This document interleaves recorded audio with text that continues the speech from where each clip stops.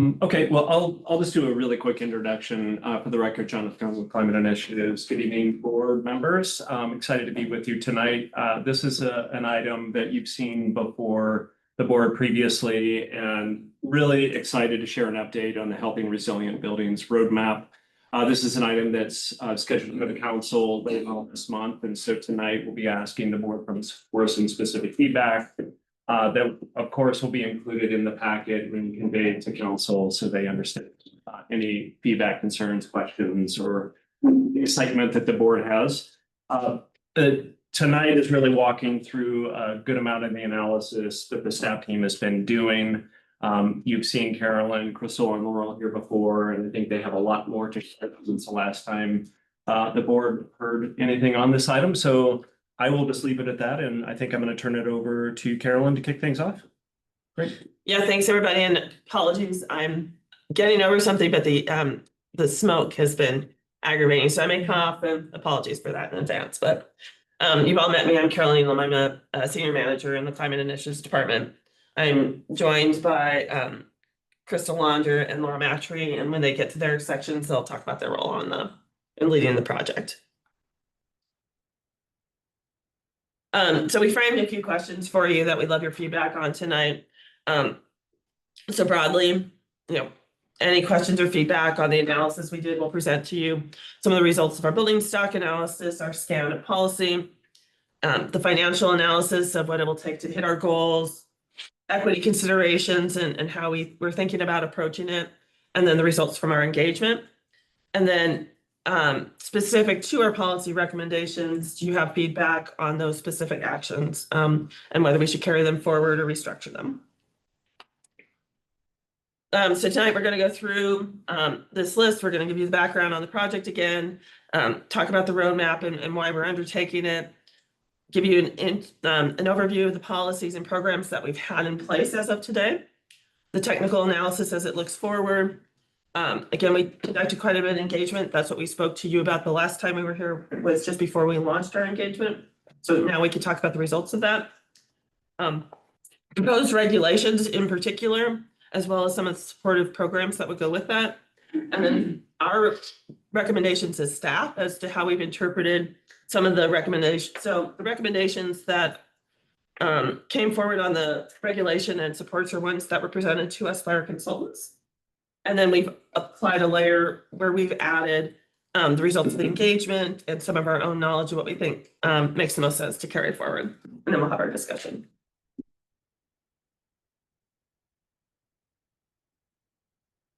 Everybody's familiar with our goal, but this was very much the framing of the roadmap and the analysis, which is how do we get to our 2035 goal, which is carbon neutrality. So you'll see a lot of that in this presentation. We talked about this before. We can't get to the goal if we don't address the emissions associated with our buildings. They're more, this is a declining number, but they are historically more than 2/3 of our community's emissions. The number's getting better because electricity is getting cleaner. The challenge before us is addressing the natural gas use in those buildings.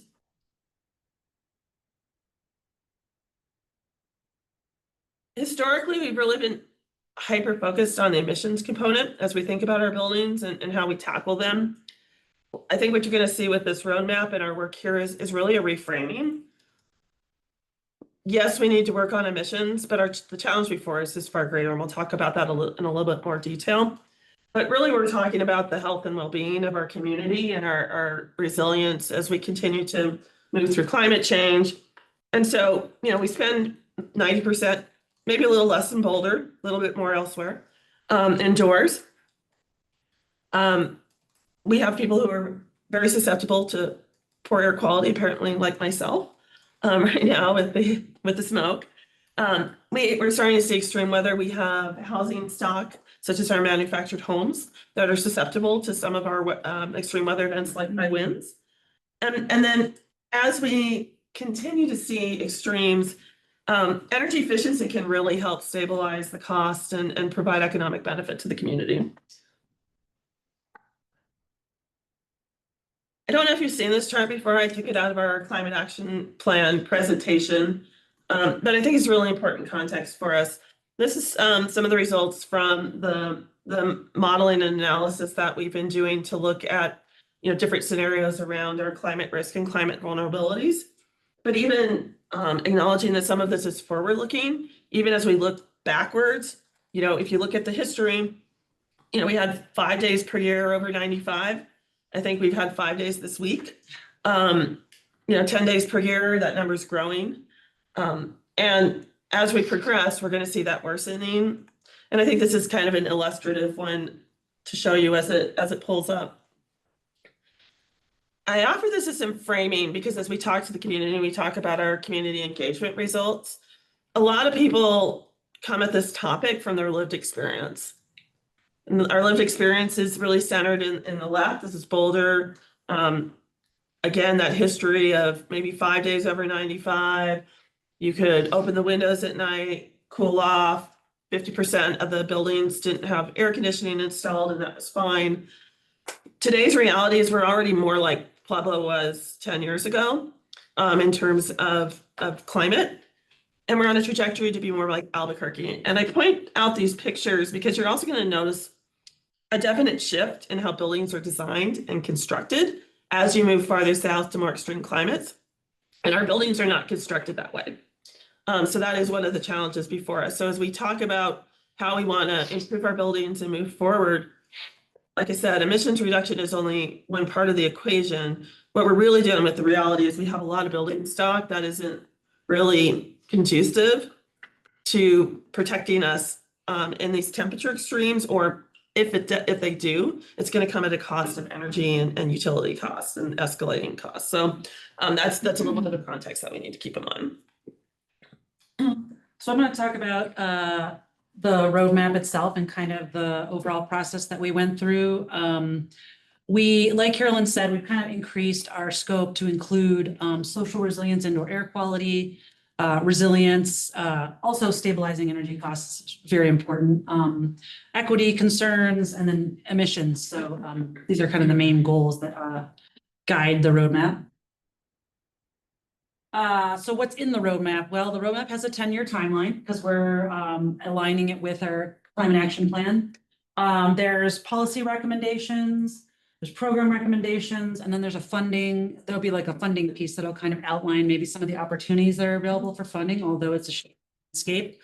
And then we'll outline the engagement approach. And then we'll talk about kind of goals moving into the future and kind of what implementation might look like. As far as the approach for the roadmap, you guys have seen this before. You people have seen this before. There's technical analysis. We brought in a consultant, ARIP, to do a building stock analysis, where they looked at kind of what's the current state of our building stock in Boulder, commercial, residential, all forms of buildings. They looked at things like, what sort of heating and cooling do these buildings have? What sort of information do we have about it? They combined a lot of different data sets. Provide us just with an overview of like, where are we at with our building stock? In regards to things like emissions and decarbonization as well, because that's kind of like where we're headed with that. They did a policy and program analysis across the country and looked at everything and anything that's out there that might be applicable to us, given kind of where we've been and where we could be going towards. And then they did a financial analysis where they looked at, well, what are the potential tax credits, rebates, incentives, finance options for folks getting from point A to point B. And, in this analysis, they did look at, okay, we know we want to get to zero emissions. We know we want to decarbonize. So they kind of put together an analysis that's based on that in terms of the financials. So how long is it going to take? What's it going to cost to get to certain points of both, zero emissions and decarbonization of buildings? There was also a community engagement process that was part of the approach. Crystal's going to talk more about that, but suffice to say there was a lot of outreach that was done. We're coming back to you as a board and then ultimately we'll go to City Council for a study session. And then once all of that is complete, we'll take all that information and synthesize it into the final roadmap. So we're coming to you kind of like with our first presentation of our proposed strategies and policies and everything. So happy to have your feedback. So here's just a whole list of all the different stakeholders that we engaged in the process from answering questionnaires to sitting in focus groups to kind of more like concentrated interviews, just to give you a sense of kind of everybody who, basically it's everybody who lives in a building, works in a building, maybe owns a building, manages a building, fixes a building, repairs a building, they're all here. And then we operate inside of some equity guardrails from the start and throughout the process. So, you know, we're really buildings that serve equity priority community members. So looking at like what would be the specific impacts to those kind of community members and those set of buildings. Cost is always something we're considering with all the different recommendations that we have. It's like, how is that going to impact people who are working and living and renting buildings? And then workforce opportunities. So there's kind of an ongoing conversation about the availability of workforce in the whole region, you know, to do these kind of things. And so it, like the general consensus is we need more workforce. Next slide. So I'm going to talk a little bit, I did this before, so this is probably just a recap for you, but at our last meeting, I kind of went over where are we at today? What are we doing? What have we done to get to today? We have a building performance ordinance, which is for all commercial buildings over 20,000 square feet. They report their energy use to us. We had them go through audits and retro commissioning and a lighting upgrade with a really decent amount of savings, but we need more to get to our goals 10 years from now. Energy conservation code that's updated regularly, and that's for new construction, major renovations. Smart regs impacts rental licensing. Folks who basically are landlords have to perform or meet certain standards. It's a checklist they get to choose.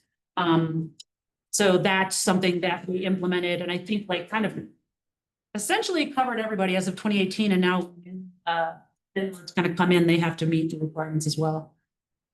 Next slide.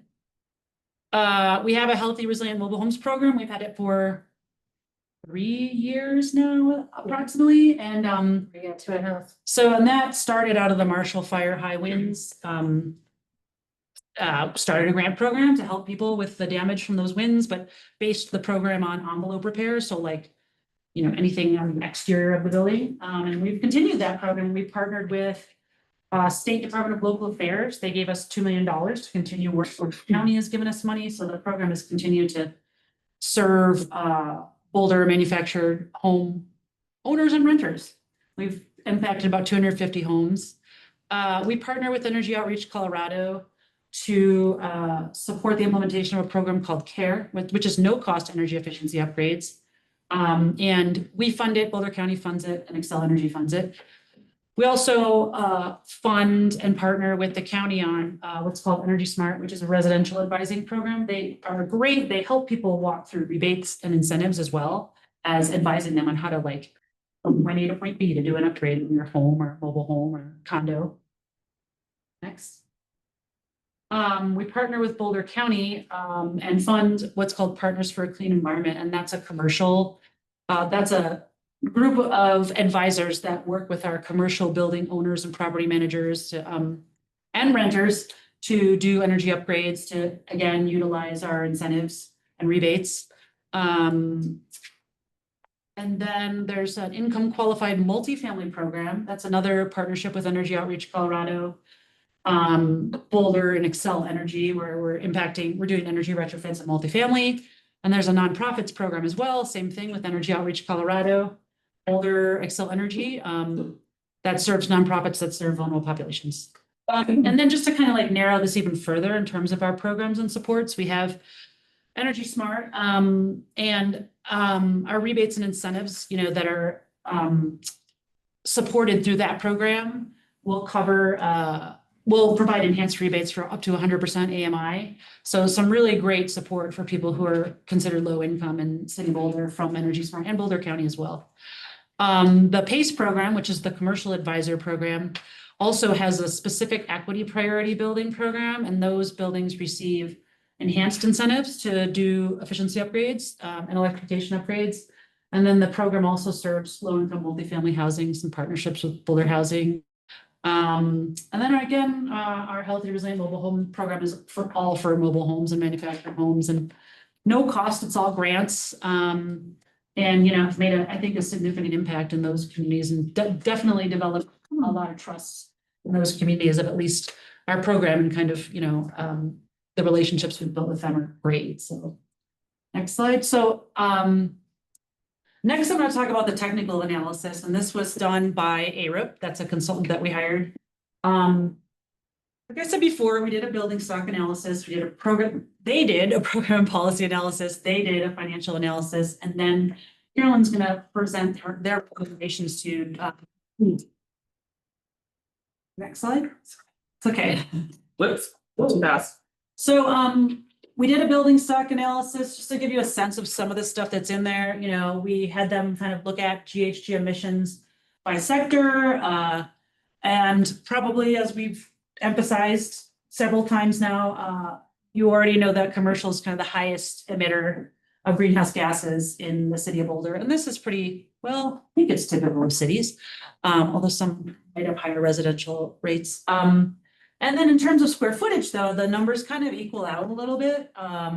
So, we're dealing with equal square footages across the different built sectors, but if we really want to target kind of the greenhouse gas emission reduction, we'd focus on. Next slide. Another thing that we had our consultants look at was the whole climate resilience issue and how does that impact our built sector. So what we know now from the analysis is that most of our commercial buildings are fossil fuel heated and cooled, and only 15% are electric. So we have a little ways to go there if we're looking at decarbonization and kind of the commercial end of things. And then about 50% use electric water heaters, so 50% use gas heaters. A third of residential have electric, so 2/3 don't. So that's, a gap to fill. And then half of Boulder's buildings lack central air conditioning. That doesn't mean they don't have air conditioning necessarily, but they don't have central. They might have an evaporator or a window unit, something, but not central. And then mobile homes, about 26% don't have any cooling. And we've heard this and responded to this as a department with some kind of emergency cooling response when there's extreme heat. And 25% of residential housing is at risk to extreme heat, and that's kind of like what that's what that chart on the right is summarizing. Days over 95, we talked about that earlier. So this is just to give you a sense of what the cost analysis looked like and what the consultants did.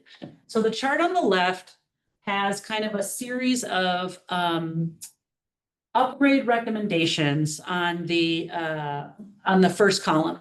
And what they did was they kind of packaged these recommendations. So the first package 1, is literally just heating and cooling heat pump, right? That's like the first package. Second package would be heat pump and domestic hot water, right? Third package is heat pump, domestic hot water, induction cooking, some other appliances in your homes, like if you have a home or spa that might use gas. So they packaged these so that they could then cost them and look at, if we were to implement these packages across our building stock, what might that cost and what would we need to do to get us to either zero emissions or no natural gas emissions. So this chart on the right, the base kind of where we are now is that first line. That's the kind of almost half and half, red and purple, and red's electric and purple's natural gas. And then if you implemented package 1 across our building stock, it would look like that second line, significant increase in electric.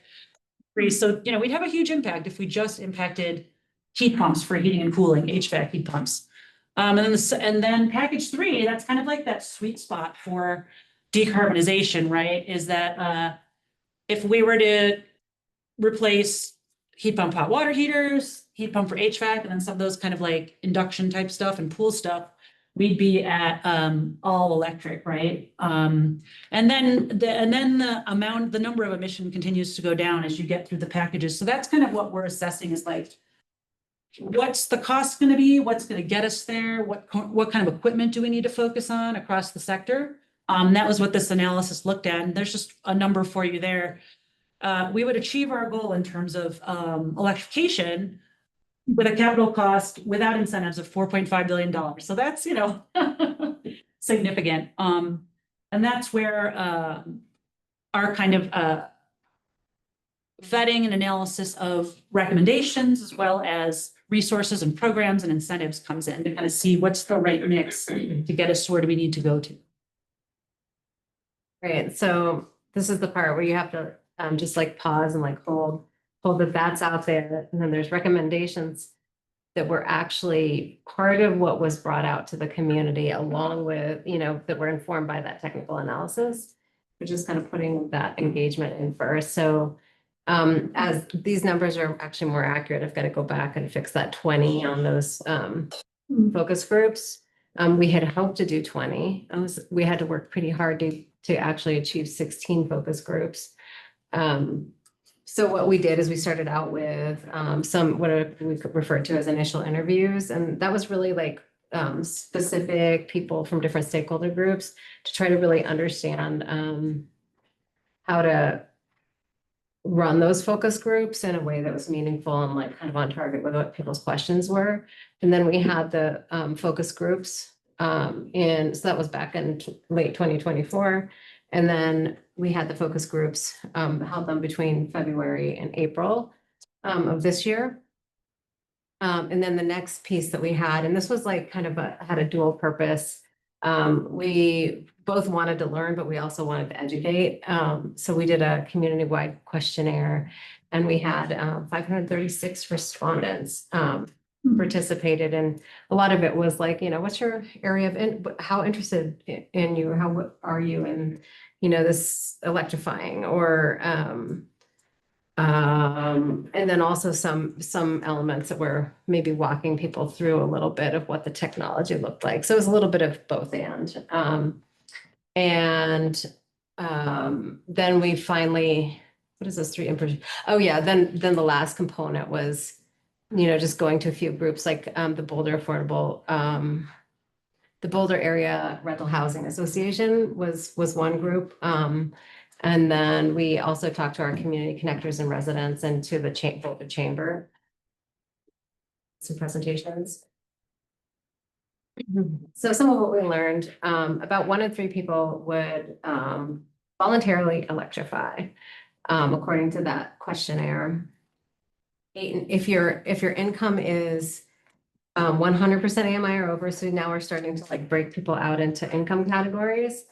There's a willingness, the 8 in 10 have a willingness to pay a higher monthly cost to electrify. And then if you're looking at that, people that are under 100% AMI, so under the, you know, median income, they would be willing to electrify if their utility bill went down. 3 and 4 are actually of our community members who participated in the survey were supportive of the idea of new regulations.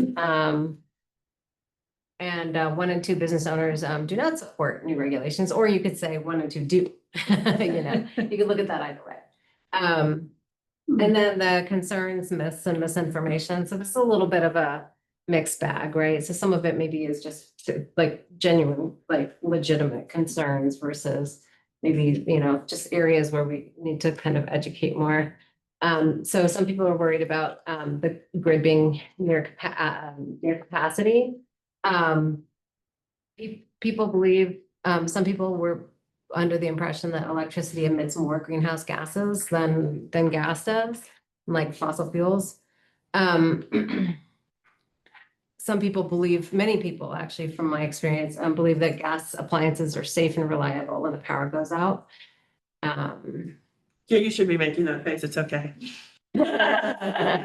Heat pumps do not work well in cold weather is another very common one. A heat pump, and I know that's not true.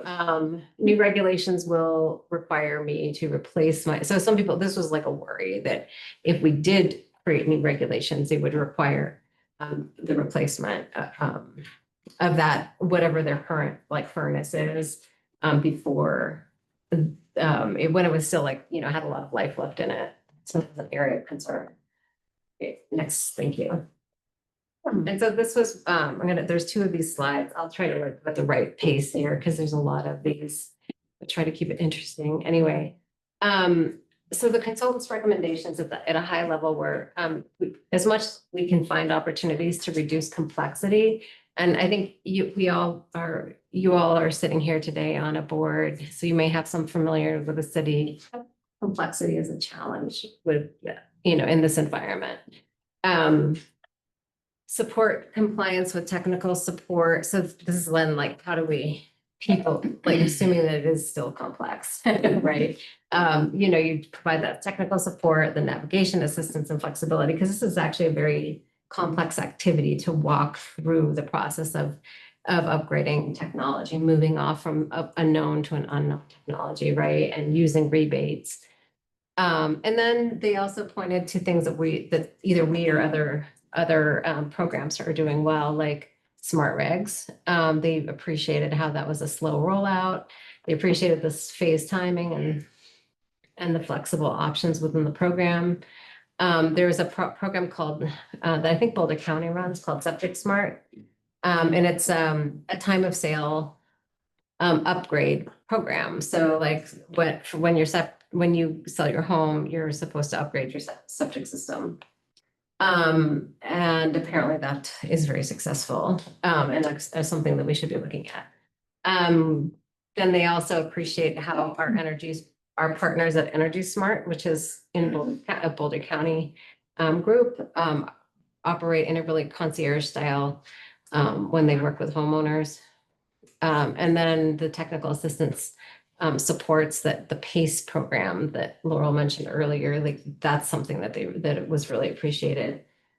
Support and protect low-income community members and small businesses and then they specifically interesting there is bilingual outreach, just making sure that because there's known it was just even documented through the engagement process that that was a particular area where there could be more work done. Consider and manage for unintended consequences, such as building owners avoiding upgrades. So these are the things that are observed in other communities, right? I don't know to what degree here as well, or versus people talking about you. You just made a face a little bit or not? No, okay. But sometimes people will just avoid engaging, they'll just lay low essentially. All right, next slide. Consultant recommendations. So those were the high level ones, and these are just additional ones, which are, in terms of messaging, that we should really be thinking about messaging around affordability and comfort primarily. And maybe the health stuff is actually not as enticing to people as we might have thought. Identify early wins is one idea. So are there ways that we as a program can implement certain things before the in the next 2 years before the More stringent regulations. the other policies needed, right? Employee behavioral change science. So the two big ones they pointed out were peer-to-peer learning. Apparently that is pretty successful, when you're in these scenarios where people are learning a new way of operating. And then there's also the factor of influence, just people simply knowing that something is happening. And that they point to this yard sign example of, I switched to electric, ask me how, businesses and property owners or managers also the way they process their portfolio management. They're 1 year is a reasonable payback period for an investment into their HVAC systems or their hot water heaters. And then the things that were appreciated the most in our engagement were the rebates and the technical assistance. Okay, so here's what we think part of the presentation. So this is structured with the recommendation from our consultants in the black text. And then we've created a little bit of a code. So if you see a star next to it, these are ones that we think are worth continuing to explore, do additional engagement around to further refine, and we make it into the roadmap. Maybe explore ones where we're a little bit more on the fence. And then if you see ones with the red circle slash, we've kind of deprioritized those as maybe not as relevant in our context, more concerning, or something maybe doesn't make sense at this point in time. So, and then you'll also see, like in this very first one, some thoughts we have on what implementation might look like to give it a little bit more color and context. So the first recommendation is to move from our current prescriptive requirements on commercial buildings. So we require annual reporting, we require energy audits, we require retro commissioning studies, and we require lighting upgrades to move towards this building performance standard model where you set a target based on the building type, either for its energy use per square foot or its emissions per square foot. There's a state wide building performance standard right now that governs our over 50,000 square foot buildings. The recommendation is we could adopt our own that's either the same or more aggressive than the state for the over 50,000, as well as develop standards for the under 50,000 that aren't currently regulated under the state. From a staffing perspective, when we look at that square footage breakdown where the most emissions are, also some of the equity considerations, we certainly would prioritize the largest buildings. That's where the biggest impact is. They're already regulated to a large degree. And then consider how we phase in smaller ones, but think about maybe easier pathways for our smaller buildings. We do see an opportunity to just get the tune-ups right. So make buildings perform like they're designed to. That seems to be something that building owners are a little bit more willing to engage around. So starting to phase that in. We've heard some feedback from the community around,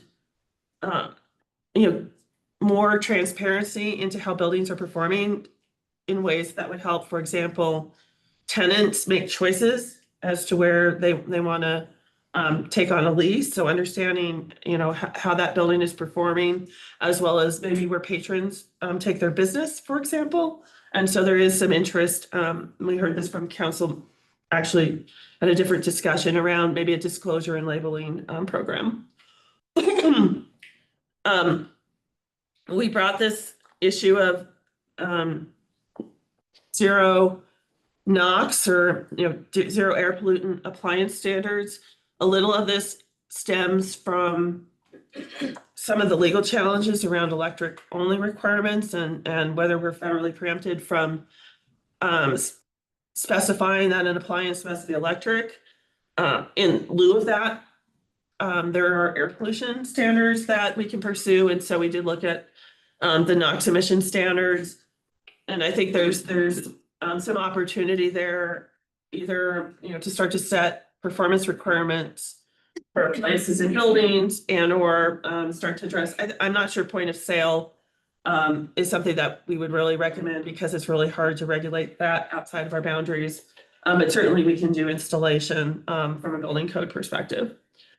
I think end of life, we certainly are very much heard from the community that replacing appliances before their useful life is done is not always in line with our goals when we talk about things like embodied carbon, as well as the economics, but certainly when it comes time to replace, we want to get it right. So I think that's certainly one we would look at. When we move to larger residential, so these would be multifamily properties, so condos and apartment buildings. There is a recommendation around building performance standards. Currently, we don't regulate our multifamily buildings under our building performance standard. They're exempt. The rental properties are covered under SMART regs. So we think about consolidating all of our multifamily under a common program. Again, I think the same thing is like ongoing tune-ups, potentially labeling, obviously informing tenants around building performance, creating more transparency into that is an opportunity. I call those the shaming methodology of, when you start to distinguish between people, different buildings and performance, that's a tool. And then you'll see the same requirements as you saw for large commercial. When we get into the smaller residential buildings, so this is going to be our more single family duplex, townhome style houses. One of our reflections is our current smart regs approach actually incentivizes natural gas appliances. When we rolled out smart regs, you got so many points for a more efficient appliance. We had a lot of furnaces replaced in that program. And so thinking about at least correcting our checklist so that new rentals that are coming into the market aren't incentivized in the same way. Considering whether we do deeper requirements on efficiency. I think there's some interest in that. We need to explore it more. We currently exempt our manufactured homes from smart regs. Our consultants suggested we might want to reconsider that. We put a no on that in part because we have just a limited number of manufactured homes that are actually rentals, and that number is declining. And the ones that are rentals are actually some of the newest ones, and so the higher performance. So kind of diminishing returns when we talk about going into that space. And again, here you'll see the NOx standards and the end of life replacement as well.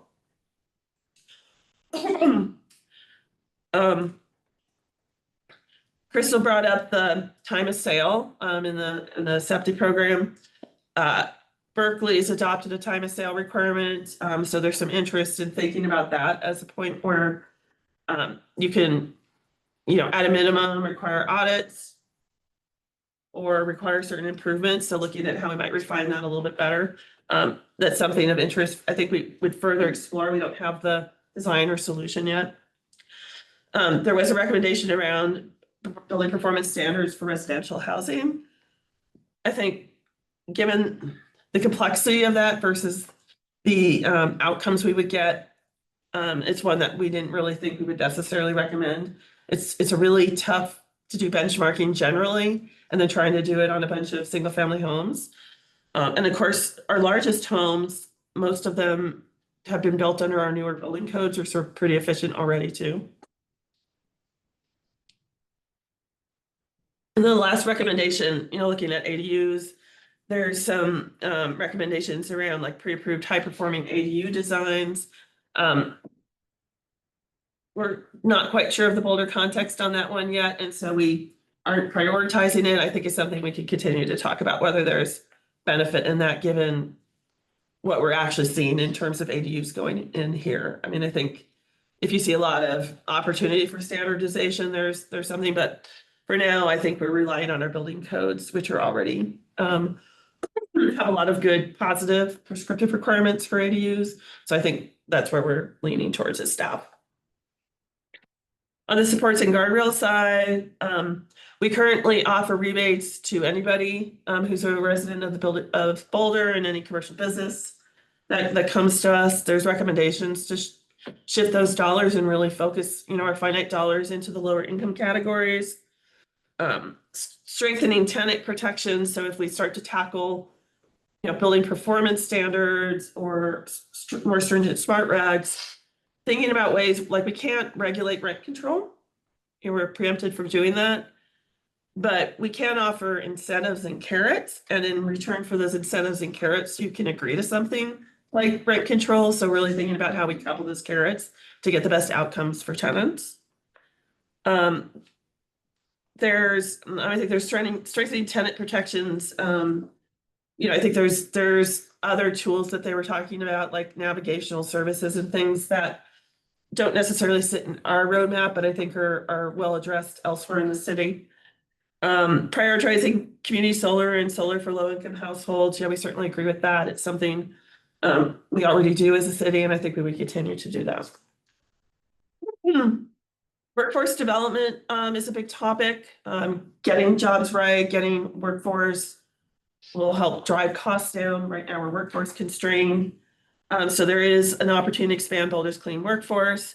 While we don't have a dedicated workforce component here in the city, we do partner with Workforce Boulder County, as well as regional partners with DRCOG, who are standing up the new efficiency program, and really see a lot of opportunity to think about how we partner with them to create opportunities here in the city. Certainly, we see a lot of opportunity for job creation and wraparound services for under-resourced workers, and so something we could look at as well. these weren't ones explicitly called out by our consultants, but ones that we will bring into the roadmap.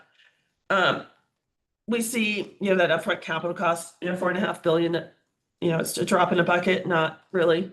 A lot of this is a challenge because people don't have good ways to finance it. Our commercial businesses don't really want to take on debt. Most of us don't have enough money in our checking account to undertake efficiency upgrades. How many people want to take on new debt on top of student loans and other things? So we've been advocating for our bill financing program where you could finance the upgrades through your utility bill. We're right now at the Utilities Commission for a proposal from Excel. We sponsored a bill last year that didn't make it through. We died on the calendar, and we're talking about bringing it back this year. One-stop shops and single points of contact. We certainly heard in our engagement, like understanding where to start and finish and how all the regulations work together is challenging. So thinking about how we can work with our planning and development services partners to couple a better navigational support, especially around specific regulations. We did that under Smart Regs. It was very successful. We created, dedicated staff, help desks, things to really help people be successful. And then, the big one is cooling access for all. We talked about this a little bit, especially when we think about our rental properties, especially a lot of our apartment style buildings that don't have central cooling. We can't just regulate emissions, I think, at this point in time. So we need to think about how we start to address this cooling access needs. And so I don't think it's tomorrow, but I think we're thinking about we're going to have to phase in some requirements around summertime conditioning into our anything we're doing, whether it's a building performance standard, building codes, or rental licensing, but starting to move in that direction. So with that, we're at the discussion point. Thank you. Questions? Mhm. Before we're turning to the questions, I just really want to acknowledge the amazing work of the team. You can see that in the presentation and how much it's matured since the last time we were before you, and really starting to orient towards a different outcome. And I wanted to just bump back up a couple layers and just emphasize a couple of points that I think you might have heard at the beginning of the presentation, certainly in previous presentations. And that's, we have a long history in Boulder of using our regulation for particular outcomes. Boulder has had some of the most aggressive codes in the country for decades. Green Points was one of the kind of the standard when it launched in 2006 and 2007. And we learned a lot from that experience about how do you package up a whole number of regulations? What impact does that have in terms of achieving your outcomes? How easy is that for our building community to follow and meet some of those requirements?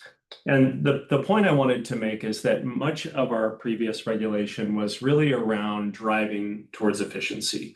So we always talk about we were just cranking the dial on efficiency as much as we could. How do we squeeze as much productivity out of every kilowatt hour or therm that we are consuming in our buildings? And our approach now has shifted orientation a little bit. And I think you heard that at the beginning, which is how do we really think about what's most important when it comes to cost, accessibility, when it comes to cooling, emissions, and do we have the right package of regulation and policy in place for those outcomes? And that was really the genesis of this roadmap concept.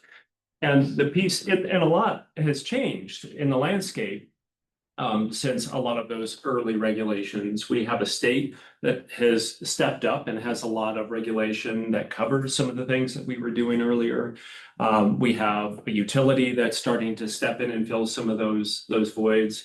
And we have a much more mature and literate community about what they can and should be doing on their own. So I guess I would say one of the things that's really important is really around that idea of reorienting towards those outcomes. That's really critical. And it may not always result in layering on new regulation. You heard some of the, and saw some of that feedback up there. And I think it's a very thoughtful approach in terms of the staff recommendation that is likely going to result in more consolidation of some of the policy, maybe some more streamlining, clarity around what the outcome truly is. And so I share that because I think when we get into these kind of conversations, our community hears one thing, which is more regulation. You're just going to layer on more and more and more regulation. And it really is a wholesale shift in terms of those outcomes and using the things that have been effective and perhaps even getting rid of some things that aren't effective. So that's the whole intention of this process. And I'll just conclude my remarks by again acknowledging the amazing work of the team and how far they brought this. So with that, I think happy to turn to questions for the board. Anything that you want to clarify with regard to the presentation, I think all is fair game. As I mentioned, we'll capture all of your feedback and try to package it up in a way that that really carries the tone and the intent of any comments or feedback.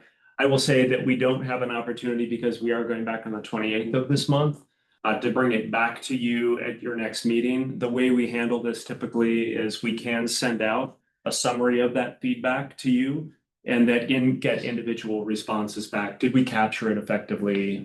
Is this what you meant to say? And are you comfortable with us carrying that voice forward?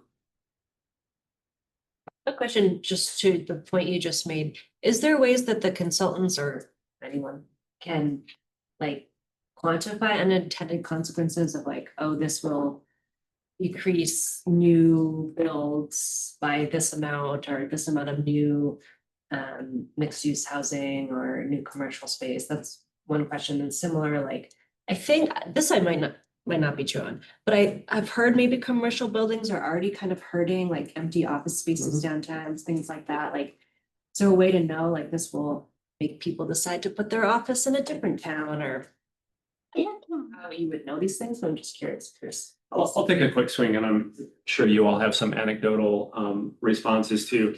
Yeah, I think the report that you're referring to is the vacancy report in the commercial space that just came out, I think, a week ago, or maybe a little bit longer than that. That I think signaled that there is a higher vacancy rate in the commercial sector than people might realize, and that's driven by a whole number of factors. I will say this: there is always a tendency to say the strict regulation that we have in Boulder has an impact on development here. That I would say that's probably true in some sense. The reality is that we don't have a lot of new construction either in residential or commercial. And that is because we don't have a lot of space to build new. So we'll get into this when we talk a little bit later about some of the wildfire work, et cetera. So I think you will hear that from developers that, yes, this is just one more challenge that we have. Again, the point I made earlier, though, that some of the regulation that we're talking about doesn't just reside in Boulder. So we have statewide buildings. We have the county that's getting much more strict in terms of its requirements. So yes, I think that it's probably likely you will hear that. Do we have that quantified? We've done that quantification in other regulation and policy, but not this specifically, I don't believe. Yeah, I mean, it's a really tough one. There's not a great deal of like data of, you know, Berkeley adopted this requirement and saw this decline. Because generally, I don't think we'd actually see that. And I think to Jonathan's point, you know, we saw some natural attrition in rental licensing as an example. Like we had 23,000 rental licenses when we started implementing smart regs in over 8 years. I think we, you know, lost maybe 1,000. I don't think that was because of smart regs. You know, and I think that was, you know, people transitioning out of owning the home, all sorts of things that went on. They came back, like they've been renting the home and they came back and were occupying it, like all those things. You know, so we have not seen a lot of actual attrition, but it's a line we always walk when we start to get into the design. So the next phase, and I didn't say this as much, you know, we'll name like, here's the overarching strategy we want to implement. There's a whole new phase of engagement that starts after that, where we start to test out those conversations with the very people who we're going to impact. and understand like what are the potential consequences? How far can we go before we really start to drive those outcomes? You know, we've always been very adverse to going so far as to just transition our problem to somebody else. Right. That's been our philosophy in our building codes. It's, yeah. Mhm. So yeah, I mean, I think there's not great data to really predict that, just because there aren't really great resources for it. And I think to Jonathan's point, most of this is talking about existing buildings. We're very conscious of that 40% vacancy rate or whatever the number is right now. I think it's also important to note, this is a 10-year time horizon. You know, I think we're all hopeful conditions change. I think whatever we design, we need to be responsive to the vacancy rates. So, you know, if it is a vacant building, when does it make sense to impose something? It's at the next tenant build out. It's, you know, just thinking about what those strategies are to achieve success, but without just displacing our problem somewhere else. I think the one thing I'd want to add is that's a national challenge, the vacancy rates. Because of that transition away from people working in offices, right? So that it's everywhere. Yeah, and also the migration away from retail. Right. Mm-hmm. Are the vacancy rates folded into the future energy consumption or emission in that? I know this is unlikely, but say we filled, half of the vacancies. I assume those vacancies aren't currently, they don't have air conditioning running. I guess it depends on the building that they're in, but if we start to fill those vacancies, do our emissions inherently go up? And how much of a problem would that be? Yeah, I'll use COVID as a benchmark. I think it's pretty representative. We certainly saw community-wide emissions drop. Most of that was in transportation and not necessarily in our buildings sector, right? So there are some baseline operational considerations, and then there's also always some flux in vacancy. So like we've never had 100% occupancy. You know, we can all point to the properties that are always fluctuating between 20, 30%. So I think if we hit 100%, we'd see the numbers rise. The forecasts though are based on our backward looking. So again, I think it's based on the 30-ish% vacancy rate, which is kind of the steady state, I think, 20 to 30%.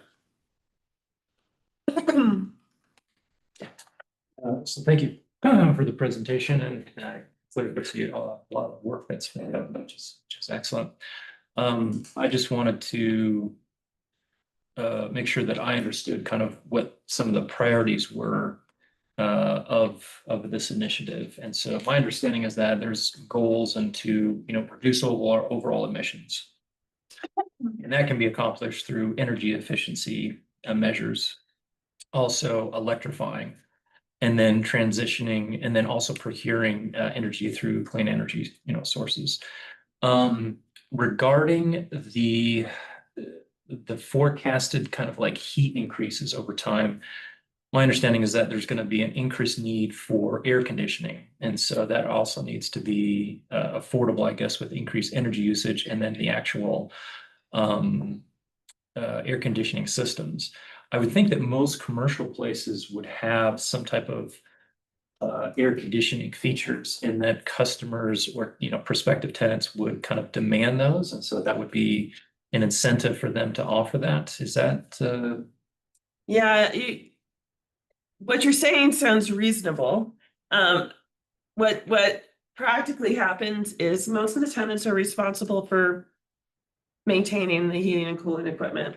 So the landlords push that responsibility down onto the tenant. So like when the equipment's not working or it fails, you as the leasee have to replace that equipment. And that's for residential and commercial? That's for commercial. Oh, that's for commercial. Yeah. Yeah, there's that was actually a topic that came up Yeah. in the engagement, but there are people that are working in, say, commercial kitchens that don't have cooling.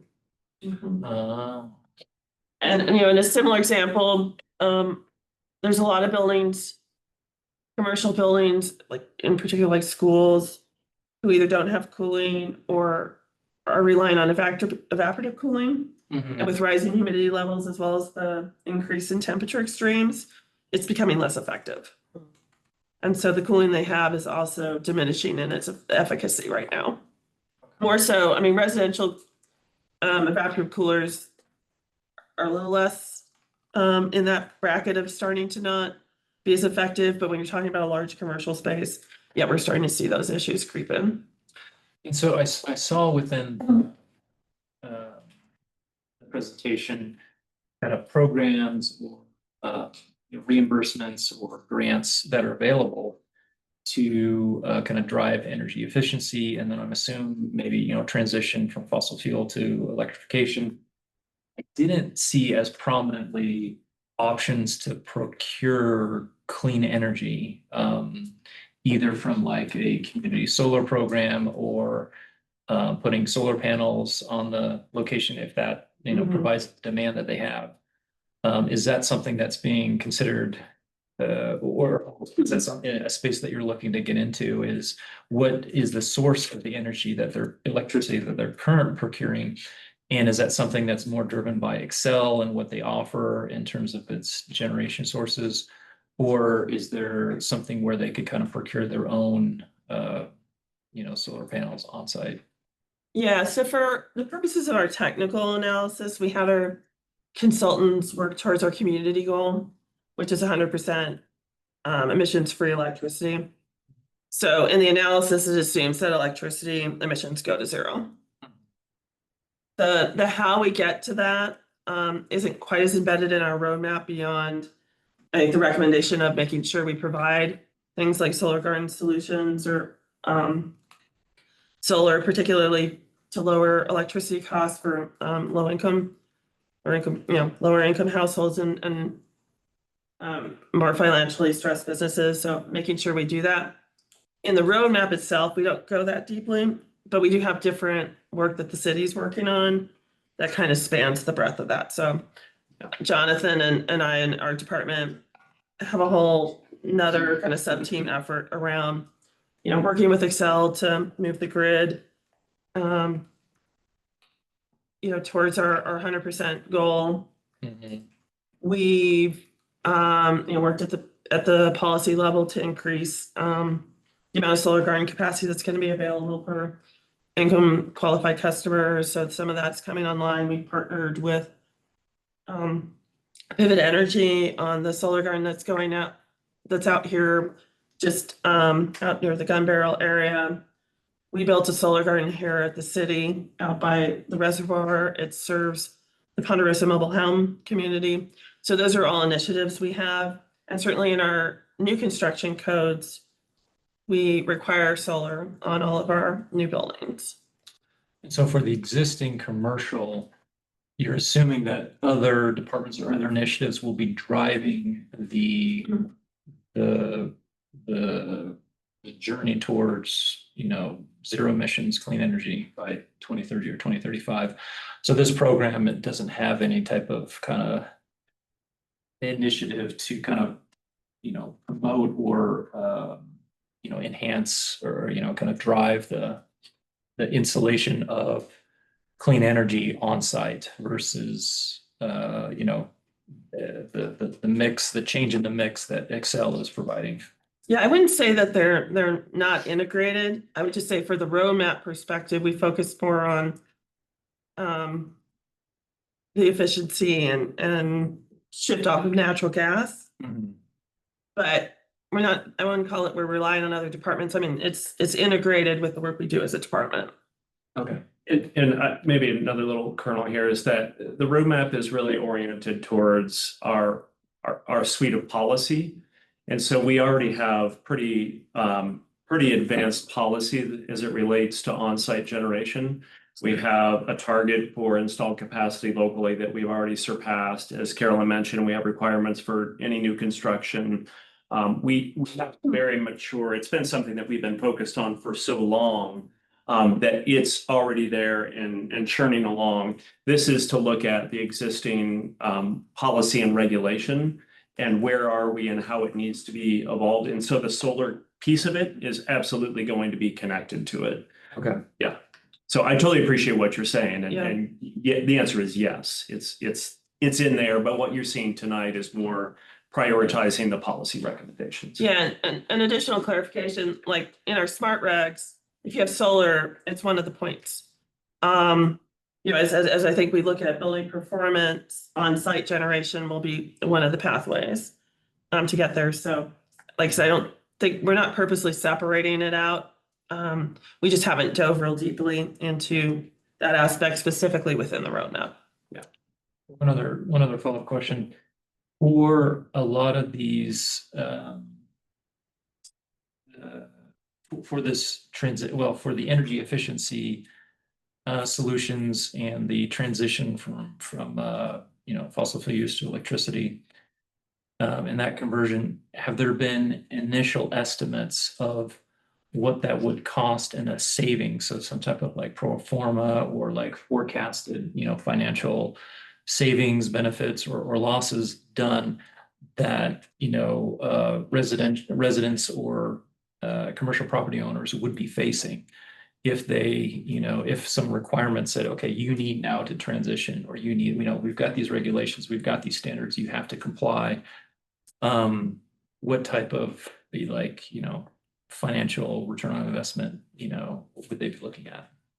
Yeah, so our financial analysis kind of goes into that detail. We didn't share the details of the entire report with you. We just showed like one example of like the entire portfolio, but that's all built off of what it would take to retrofit each type of building stock and what would be expected in terms of annual operating costs, and all of that is factored into the analysis. We actually have like kind of like samples of each type of, like, we have a single family residential home, and if we were to electrify, you know, heating and cooling, and there was an induction stove, and there was, you know, you had to do hot water, here's what the kind of average cost would be in savings. So we have these kind of like, we've picked out some like what we think are representative buildings, and that had the consultant put together kind of that exact analysis that you could, as like an individual, say, well, what does this look like for my building? We have a, you know, particular sized commercial building, and looking at kind of average costs for electrification, for a heat pump for that.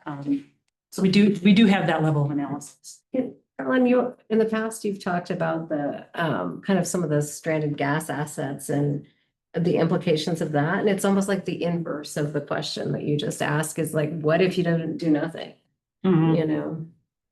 Yeah, I'm just curious, like, is there like a positive net present value for a lot of these solutions, or is it something where, you know, we're going to be in the red for a while, and even the cost savings are not going to offset the initial investments? I'm just trying to get a sense of, is this something that, you know, you're going to have strong resistance against because they feel like this is not going to be financially advantageous to us? Yeah, and I mean, I think it's a graded, right? If we talk about, you know, let's just talk about a residential home. It's, you know, one of the easiest to transition. It's not always easy, but it's one of the easiest to transition because you have, you know, basic standard appliances. We kind of understand how to do it.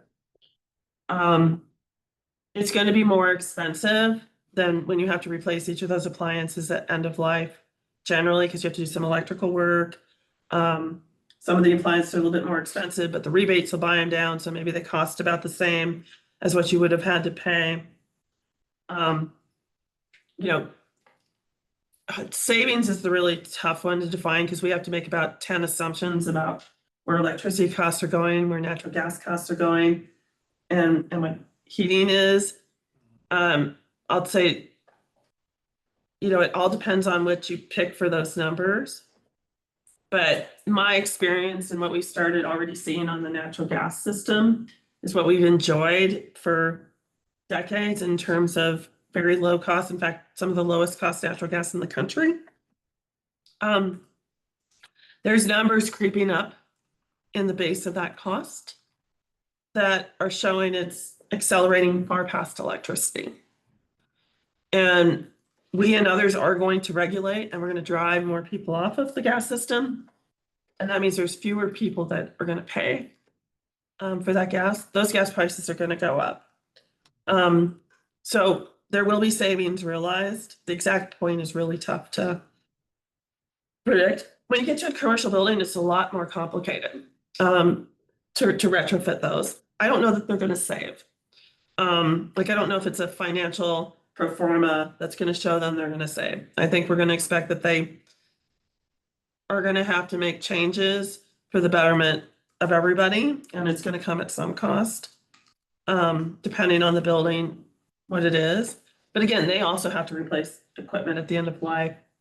It's just a little bit more complicated. Like, we did this building, this is an all electric building, it was not all electric when we acquired it.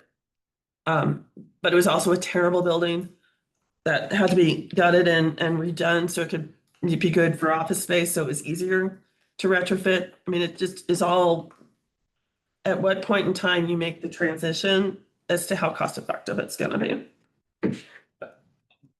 A great explanation. I'm not adding on because it wasn't. I just want to add one other little piece, which is to say, excellent question. I also think it's too early to answer it. Reason being, I want to go back to what Carolyn said, that this roadmap sits at a higher level, and we're trying to get some sense from the board and the community and council about philosophically, is this the right direction to go in? And if yes, then each of those recommendations that you saw, we're going to have to do a much deeper dive into what that would actually look like. What are the implications of that regulation? And in some cases, back to your question about cooling, we have a heat strategy that we're designing right now too. So it's not just looking at how do we make sure that every building has air conditioning, but what are other opportunities to look at connecting to another work area in the department, which is our nature-based solutions, to talk about natural cooling opportunities. So the heat strategy will look at what are the suite of incentives, the programs, and the policies that we should be evaluating. And so they'll see a dotted line then to this roadmap. So to your question, those kinds of pro forma questions, I think, are going to shake out as we actually understand, here's what we would change, here's who's going to be implicated, and here's how that's going to roll out. We'd have a much better sense of how to answer that. Okay, so you're gonna kind of stress test and get feedback on these proposed policy approaches. And then once that's kind of figured out, then you could dive deeper. Okay, if we're gonna regulate it, this is what the commercial property owners are gonna face, and this is the financial Exactly. implications of that. But we're still just kind of like kicking the tires on. Correct. On the. And that code would have to come back, and we haven't even decided yet, would it be a package of code changes? Would they come back individually? Maybe you've already thought about that and you have an answer to that, but in my mind, we're still thinking through that, how that would actually come back and be enacted. Okay. Yeah. First of all, just want to say I really appreciate how thorough this is. Cynthia, you're taking this council. I think it's on a really good path forward to make sure that the sport gets passed away. But I'm curious how you're engaging, going back to some of those numbers. I mean, it seems like there's a fair amount of support, but there's also a fair amount of not support. I'm curious, one, if there's anything in here that you added based on the people who are unsupportive of the general policies, just so we can kind of get an understanding. I think it's really easy to sit on this, we sit on this board in our own free time. I work in corporate sustainability for a manufacturing company here in Boulder. So I think I have a really, acknowledging my own bias. So I'm curious if there's anything you did to take into consideration, like people who might not already be supportive. And then also how you plan to engage those specific communities going forward. And I know you can keep it at a high level, doesn't mean go talk to facilities manager A, but really just want to make sure that we're bringing, not obviously going to bring everyone along, but bringing a majority of the city along. I know a lot of people, it's just convenience, which I can understand too, so. Yeah, I think I'll start then. Yeah, team definitely weigh in. You know, I think some of what we heard, and we had this on one of the slides a little bit, which is there's a lot of misconceptions, a lot of myth. You know, so certainly, do we change a policy? No, but do we understand how much bigger lift we need to do to introduce it? Yes.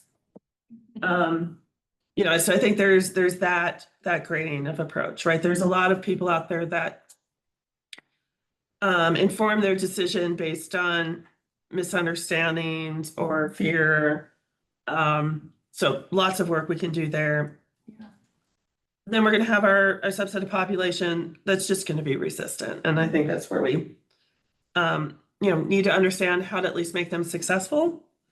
But not necessarily going to move them into the camp where they want it, but find the ways to make them successful. I would add that I think first off, like, this is happening, like we've said, coming from other angles. So, looking at the commercial sector, which is the largest emitters of greenhouse gas emissions, they're already having to deal with the state. And the kind of, the level of support the state's gonna provide for them to get from point A to point B is like not a lot. So I think we could come in and be a better support for our own buildings, which we have relationships built with. They have respect for our programs. We know where they're at. We have a history of information about them to better support them in moving towards the types of reductions that we also want is one thing. And then I think the other thing that we've heard and taken into account is flexibility and approach. So with both the smart regs and the performance standards, you can provide a lot of different pathways and flexibility in how a building owner or a landlord gets from point A to point B. It's not just like, this is it, this is the number, and you got to get there, and and this is the only way how. I mean, it could be they're going to go a different emissions path, or there might be that they go and they say, well, here's what I can do over this timeline. So like City of Denver, and the City of Denver at least has provided flexibility in timeline, kind of based on where commercial buildings owners or managers are at in terms of their finance timelines. So I think we build that kind of flexibility into how we would regulate our building owners. And I think what I always think of as I'm thinking about the space is think about when the incandescent light bulb went away, and it was like I think we went from what we've been doing to this moment has been voluntary adoption, and so it's people seeking out the resource. And some people don't even know it exists, so that's where a lot of this misinformation comes from. So we're really just on a transition path, and so I really appreciated the recommendations from our engagement team around those ideas like peer-to-peer learning, and it is like fundamentally it's a process that's going to be happening. It's not just going to be a regulation, it's going to be a transformation of just what it's going to look like. It's going to look different in 10 years, and it's not just going to be here, it's going to be everywhere, And I think also an answer to kind of your question about finance, that's like a huge part of kind of what we're trying to figure out, what the state is trying to figure out when you attend conferences with people who are implementing performance standards across the country. It's all about finance stack and like, how do you talk to people about this or talk people through this who come from this place of like, I don't know what you're asking me to do or how to do it. It's like you do have to bring that knowledge of the finance information to those conversations. We have funded some electrification analyses with our partners at PACE. So we have some sense of how people are like wrangling with this and what it might look like. And they're getting a sense, so we have like case studies now that we can show people, this property manager did electrification analysis on 4 buildings and here's what that looked like. And so people can kind of like compare and contrast their own. And I think the other piece is that legislation, the on-bill financing legislation, that is like kind of building off of what Laurel was pointing out, like the financial component is like a big source of resistance, right? Naturally, because it's people are, it just, is taking away from, what people have invested, it's their value in their building and whatever. And so if that gets, can be financed over a time period at a reasonable rate, I think that then everything becomes much more possible. And there still will be, certain buildings that are going to be a lot more gnarlier to try to transition. But, there like some of those suggestions again, and are really around, how to maybe expedite the ones that you can transition easily, I had 2 follow-up questions on what you were both just saying. So on the line item financing, it sounds like it's a possibility, not definite. What is the likelihood of that? What are this maybe is too nitty-gritty, but what would we what would we need to do as a city or as owners? What does that take to have that be successful?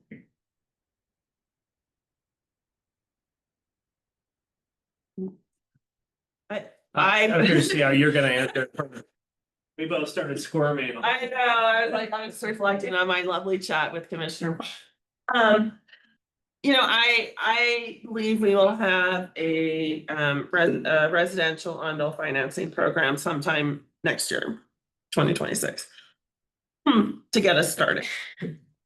We do have financing tools for commercial properties today, that are property assessed clean energy financing programs.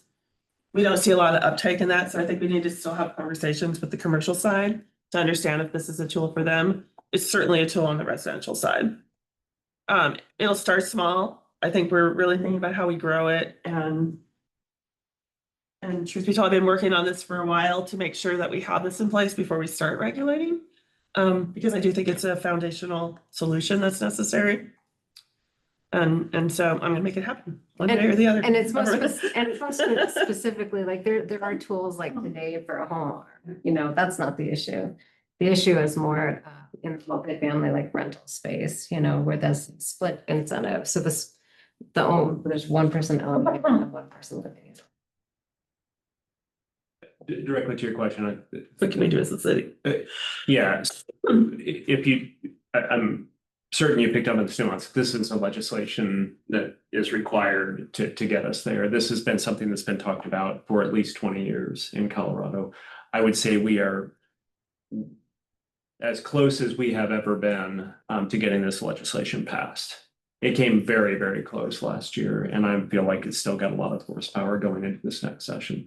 So what can we do as a city? I think there is a broader question. I mean, the city is actively engaged in making sure that this legislation passes. And so we're working with our delegation, working with other entities and partners to make sure we're prepped that this one can make it through this year.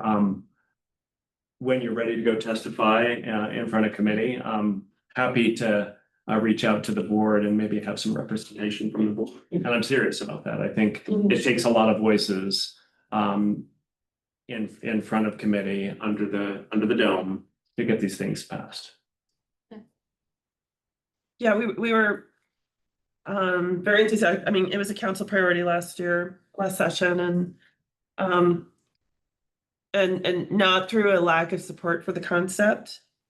It was more the complexity of the state funding we were bringing to the table. So it included 100 million out of the unclaimed property trust fund from the state, and that created some of the complexity. So that was actually what slowed it down, and we're working to get out in front of that for this session.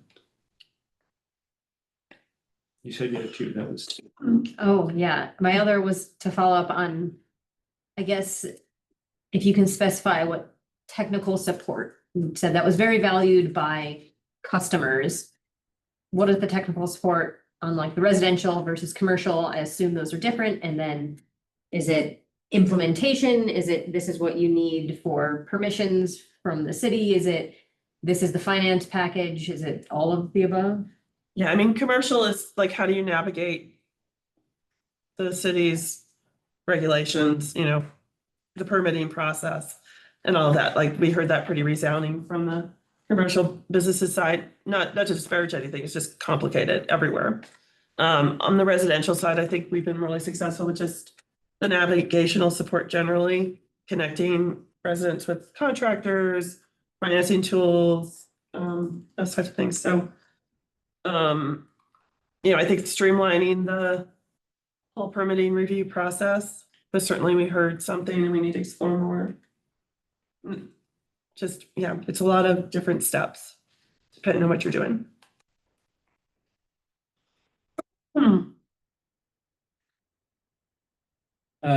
So I assume that as you're evaluating different policy options, you start with what is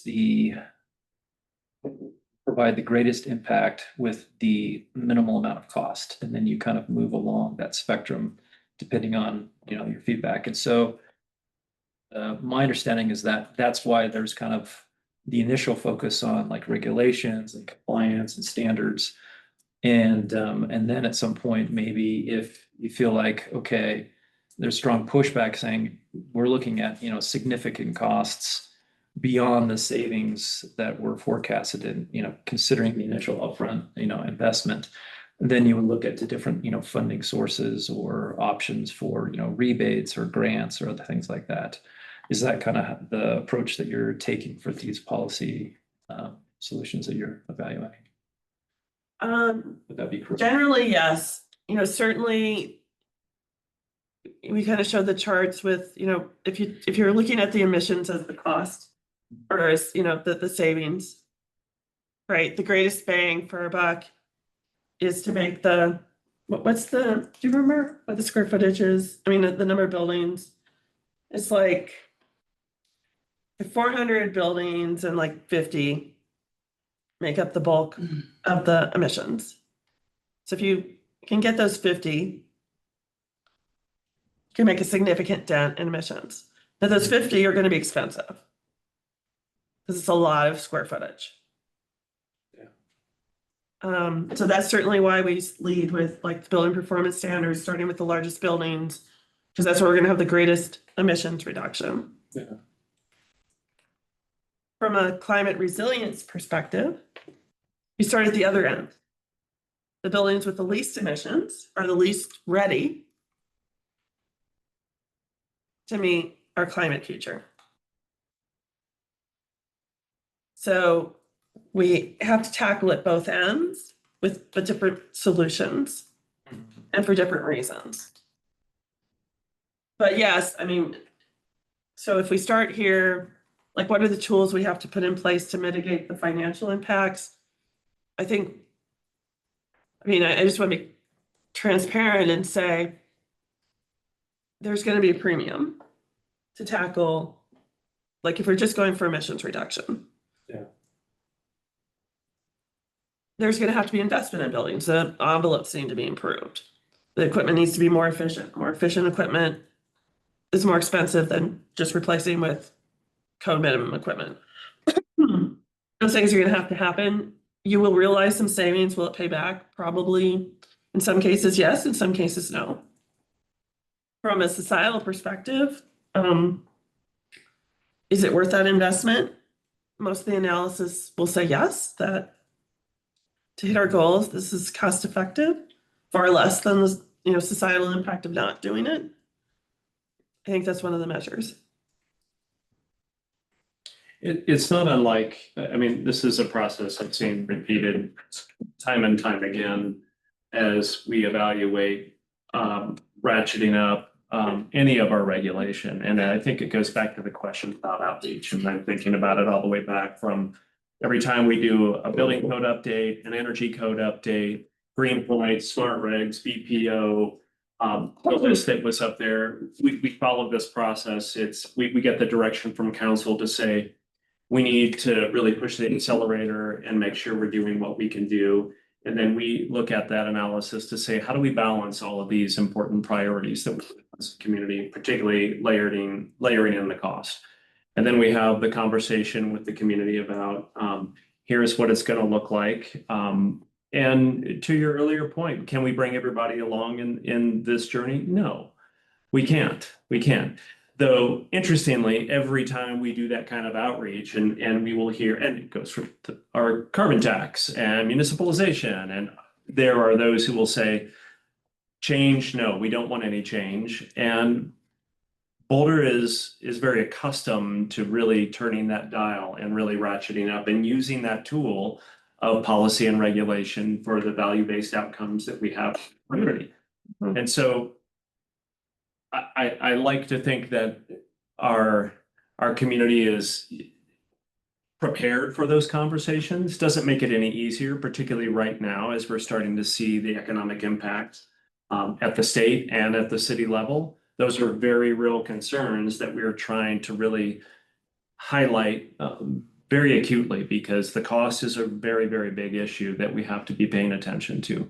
So the conversation that we're going to have with council is, yes, we understand that this is it's not debatable that these are our values and this is what we want to do, but we need to start understanding from a policy perspective, how do we balance those things a little bit? Yeah, thanks for that, Jonathan. I think I'd lay this one on. We generally are not gonna design this to actually like exactly get the number. I mean, you start and you design and you start to try and get to the zero. Then you realize you have to give on some things, like what's feasible and what's technically feasible. My experience is when you find that middle ground, then you also start to create the market transformation forces that create momentum behind it and do the rest of the work for you. We've seen that on the electricity side, for example. We set audacious, goals that, oh my God, we're gonna have to do, 30% renewable energy on the grid. It's never gonna work. That was the conversation just 20 years ago. So, Less than that, right?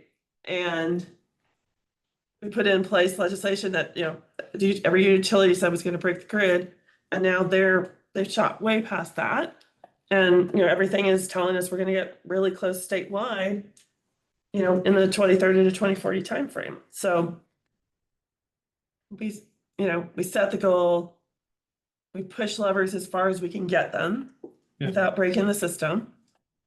We prove that that didn't break anything, and then it starts to go further on its own. And that's really how we'll approach like designing standards and process as well. We understand that, yeah, trying to get the 100% in one bite is not where you're gonna be successful. And the regulations or standards that you're looking for these buildings to meet, is it more like kind of a gradual thing over time, or is it a big, okay, it's not a stepwise kind of, okay. More gradual. I really appreciate all the consideration around equity and housing low income and renters. But I'm curious if you've done any analysis on like costs passed along to consumers. And I just couple that with like tariffs happening and we're seeing those costs passed along. Don't want to burden people who already might be low income if that's been considered. If you like a company that manufactures here in Boulder or sells here in Boulder, a restaurant, like they could raise prices. Obviously you can't do anything to stop that, but if there's any analysis done on that, and I mean, obviously I think showing the green square of the building might help, but then you could also on the flip side see that they're going to increase costs for the green premium. Mm-hmm. This is, we implemented smart regs, for example. And, the market changes far outpaced any consequence of the investment that had to be made in any of those properties, right? So it's a really tough one to track. It's certainly something we're very conscious of, though, and I think that's where, like on the building performance side, the current regulation on the commercial side, we require them to amortize the cost. So, to try and do, we can do a little bit of rent control on the commercial side. We can't do it on the residential. So thinking about that, but it's a very real conversation, and I think that's when we have to have when we do some of the deeper engagement for sure. And the reason that Carolyn isn't mentioning the residential side is because the state statute on rent control disallows us to put any kind of regulation on rent in place. And just kind of going back to our earlier slide, if we help to subsidize some of that cost, we can then make that request that people don't, that, there's a stabilization of rent, so it's not, just one big hit. But the other thing that I just know from, I used to be a market analyst, is rents are set based on what the market can bear. So it's not like it's, gonna suddenly shoot up. It's what's possible in a market. And actually, I've been surprised to learn that this isn't necessarily gonna hold for 10 years, but this is the first time since I've lived in Colorado, which I moved here in 2007, that we're actually in a healthy building market where there's actually some vacancy, which is like really a different, Maybe it's a good different than anything I've ever seen. So. Really interesting. And then what are those conversations like with Excel, since they're our sole provider of energy and there's no competition with them? Is there any type of guarantee that they won't rely on these marketing hoaxes about the grid and try to increase costs or anything like that. I have a really positive view of Excel. Well, to be clear, the cost will be increased. Well, and then if you think about the recent federal building where all our electricity costs is gonna go up. Anyways, I think it's just maybe just bad timing, obviously feel out of your control. Yeah, like I said, both gas and electricity are going up, right? Labor's gone up, supplies have gone up, doesn't matter which side you're talking about. And yes, I mean, I guess I'll offer this one, not to defend Excel. Um, they're not exactly lying to you when they say that, they're not in the highest part of the country in terms of billing, right? We actually, relative to other parts of the country, actually have pretty affordable bills. It doesn't feel that way though when it goes up, and it's gonna go up a bit. I think we have they're regulated at the state. One of the things we do as the city of Boulder is we will intervene at the Public Utilities Commission so we can file comments and raise concerns. We've advocated for enhanced support for customers who are struggling. I think we'll have more conversations about rate designs to make sure they're affordable. Certainly, I listened to the commissioners talk for several hours this morning about ways to mitigate some of the financial consequence of what we're facing in terms of the federal landscape, but unfortunately, it is going to go up. It complicates our conversation. Yeah. It's unfortunate times in that regard. So the comment that I wanted to make was that, we have goals as a city to meet, right? I kind of would prefer not to see more rules and regs layered on top of what we already have, but to use more of like, those, peer-to-peer teaching or, like point of sale, a bit more of that than like having commercial or even residential folks put in large investments, right, just to meet the rules and regs. It's just, the word out there is like Boulder is not business friendly, or, don't go into Boulder, or, things like that. And I just feel like the more, maybe the rules and regs can come later if necessary, but the state and the county is putting enough in place that I feel like if we can work with the state and county and then provide more incentives and provide more of sort of nudge our population towards where we want to go. Just a thought. Yeah, I certainly appreciate that. I think, and I'll just say, I think it's a balance. One of the challenges is, voluntary and Agreed. Doesn't quite pick up the pace we need to hit. But those have to absolutely be embedded to make any transition to regulation work. So I certainly agree with that feedback as well. I was gonna just add on to say absolutely yes. There's always that complementary piece whenever we think about any kind of regulation. It always comes with smart regs is a great example. We talk about carrots and sticks all the time. Our funny analogy is we are going to make people run through a huge long field of carrots before they get to one very big stick at the end. The idea there is that we threw incentives for 8 years at property owners before they had to be compliant with smart regs.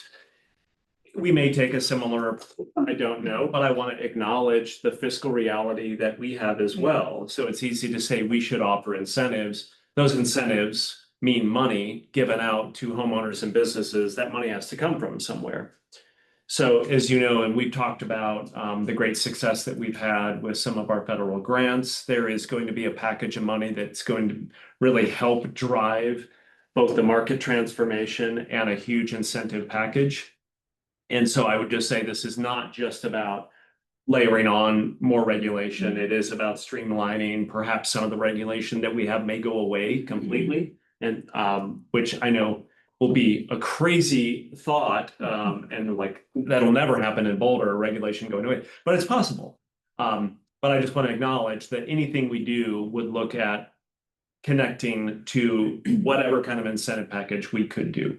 And it may be, let's work on more incentives to get the behavior change that we want and set some kind of regulation to phase in over time. So. And I think like I mentioned before, you know, if we're talking about the largest emitters, right, which is those like large commercial. Yeah. They already have to follow the state's performance standard. And like I said before, there's not a lot of support for them to get from point A to point B. So if we can replace the state. we can replace that or be, you know, a more supportive end for them to get there. I think they'll be less frustrated and happier. I'm curious, this is maybe a tip as someone who does it from the other side, but I'm curious, I think with my company, it really helps when you engage the people who are already invested in this. Like we have green teams, we have 90+ locations across the world. And so it really helps, like, it might not be the person you would see on the website to contact of like the facilities manager or the president for that location. I'm sure we're one of the biggest vendors. I do automation and manufacturing. But we have the local green team and they actually get a lot of say and a lot of presentation. And so like with that peer-to-peer finding your champions, even within your, those 50 is maybe a little, maybe take 10. I know your staff is busy, but to really engage, find people. No, I like that. So creating the change from within, from some of the, Because like we have a really small sustainability team and then we have green teams, such as volunteer things that people do within their job. And so for us, we have solar panels on our roof and it was actually the green team, not the operations manager who led the champion and used like extra company dollars to put the solar panels on our roof, and that's how we're meeting our state requirement. So I think like going back to the peer-to-peer, even finding people. And I think if you do, it'll take a little research, give it to a research assistant to really dive in. But through LinkedIn or Climate Happy Hours, I think you could really start to build out a climate positive network and maybe people who can bring that conversation within and be like, hey, I know this law. Let's see what we can do already within the company. I'm a big supporter of it. I contribute a lot. Sounds like an early wins opportunity. I really like it. I mean, and they do cool work for our team and then they present it at the company when we have fairs. I don't know, it's just positive. I really like that.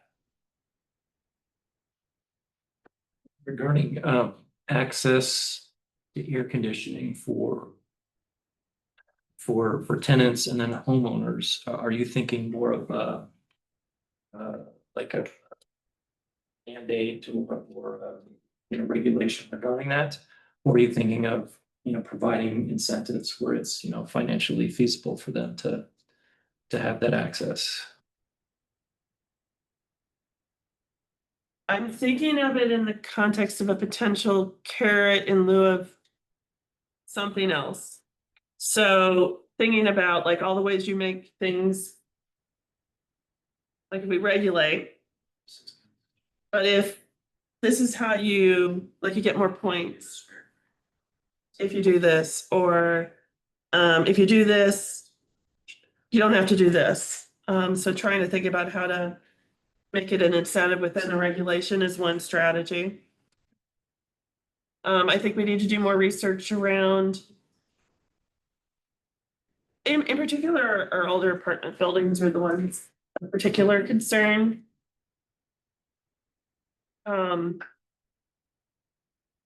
Because I think those are the ones where like the financial impacts of like those inefficient window units are really weighing, and some restrict what you can use, and like there's lots of complexity. So I think we need to understand that situation a little bit deeper. But yeah, I mean, I think if you have to get a heat pump, you've actually created air conditioning also. So as if we think about like end of life replacement, if you have to put in a heat pump, you've created air conditioning. Like just the awareness and education. Yeah, I think that's why, like, it leads with the idea of monitoring and regulation as the secondary option. Like, is it happening on its own? Are certain people being left behind, you know? Mhm. I have one more question. Kind of overall, bringing it back to the early slides. Your consultants showed if you tackle these three categories, this will let us hit our target.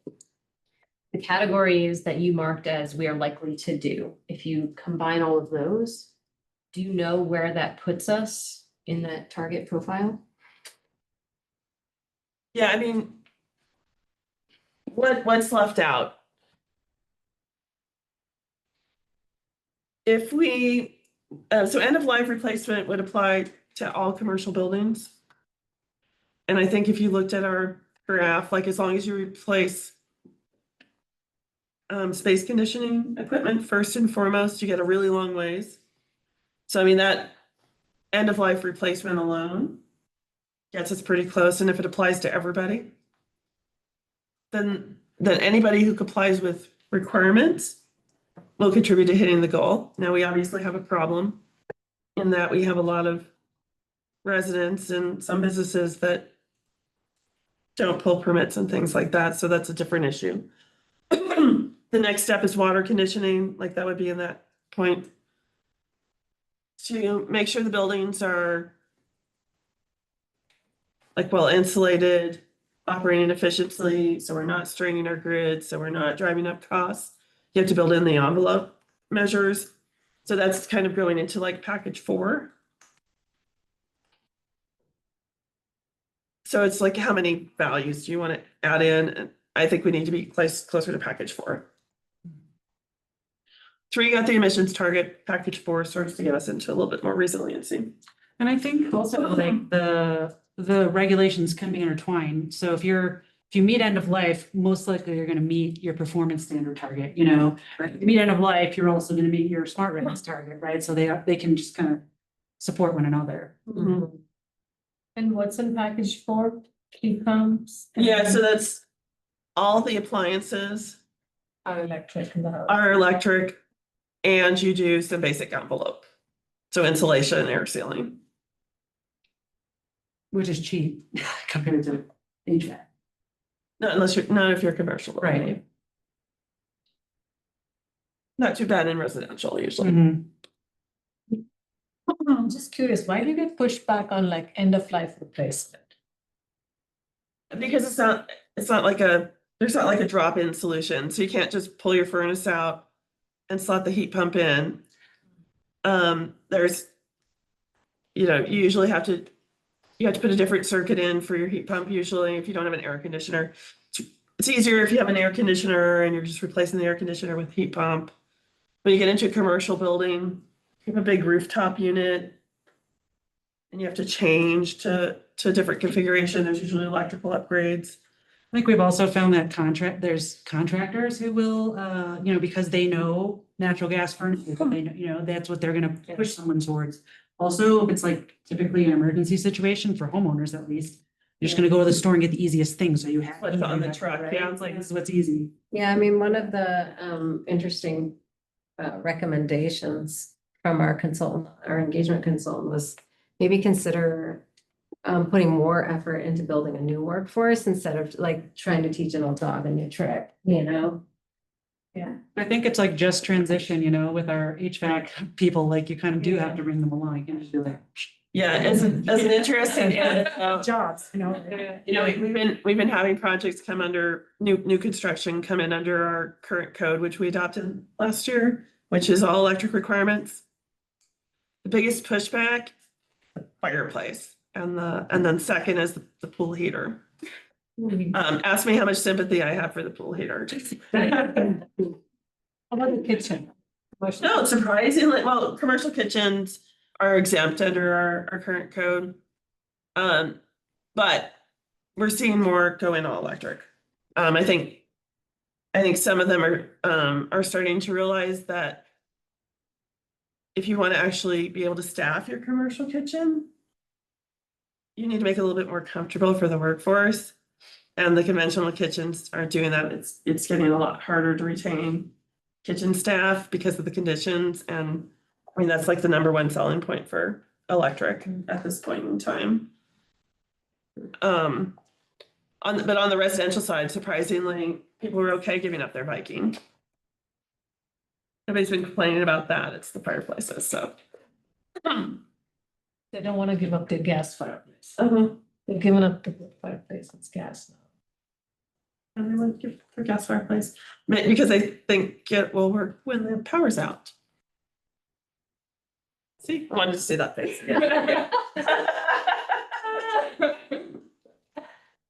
I get asked a lot of these same questions at my job too, like by my people I'm trying to convince it's the same thing over and over again.